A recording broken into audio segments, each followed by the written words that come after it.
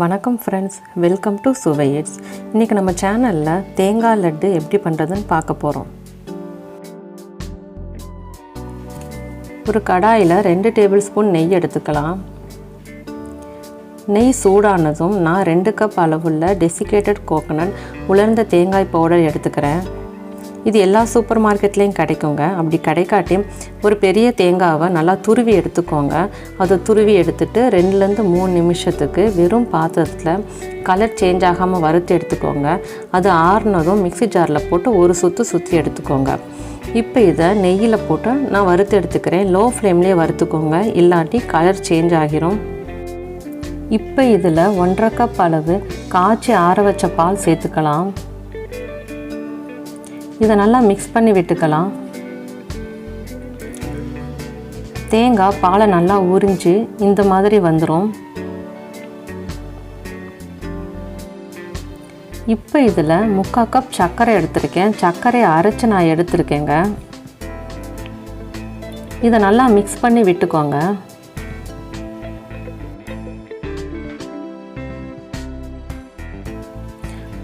சர்க்கரை நல்லா கரைஞ்சி ட்ரையான ஸ்டேஜுக்கு வந்துடும். இப்போ இதில் பால் பவுடர் 1/4 கப் சேர்த்துக்கிறேன். இது ஆப்ஷனல் தாங்க, ஆனால் இதை சேர்த்தா டேஸ்ட் இன்னும் நல்லாயிருக்கும். இதை நல்லா மிக்ஸ் பண்ணி விட்டுக்கோங்க.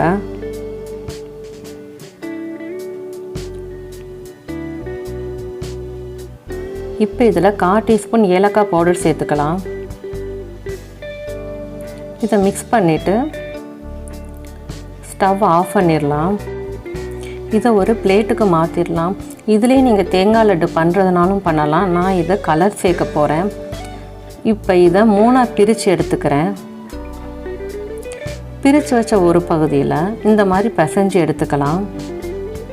ரொம்ப ஆற விட்டுறாதீங்க. கைப்பொறுக்கிற சூடு வந்ததும் நம்ம லட்டு பிடிச்சிக்கலாம்.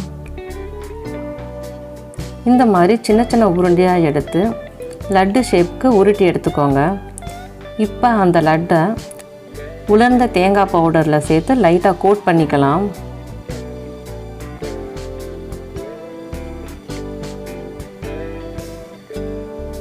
இதை தனியாக வச்சிடலாங்க. இப்போ இன்னொரு பிளேட்டில் ஃபுட் கலர் பச்சை கலர் சேர்த்துக்கிறேன். இதை நல்லா மிக்ஸ் பண்ணி விட்டுக்கோங்க.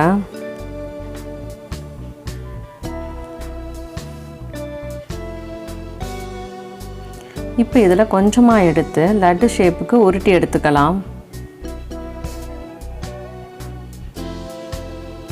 இப்போ இந்த உருட்டின லட்டை தேங்காய் பவுடரில் லைட்டாக கோட் பண்ணிக்கலாம். இதை தனியாக வச்சிடலாங்க. இப்போ இன்னொரு பிளேட்டில் ஃபுட் கலர் ஆரஞ்சு சேர்த்துக்கிறேன். இதையும் நல்லா மிக்ஸ் பண்ணி எடுத்துக்கோங்க.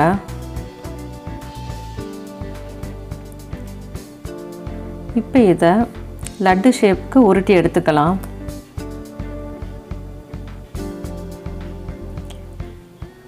இப்போ இந்த லட்டை தேங்காய் பவுடரில் லைட்டாக கோட் பண்ணி எடுத்துக்கலாங்க.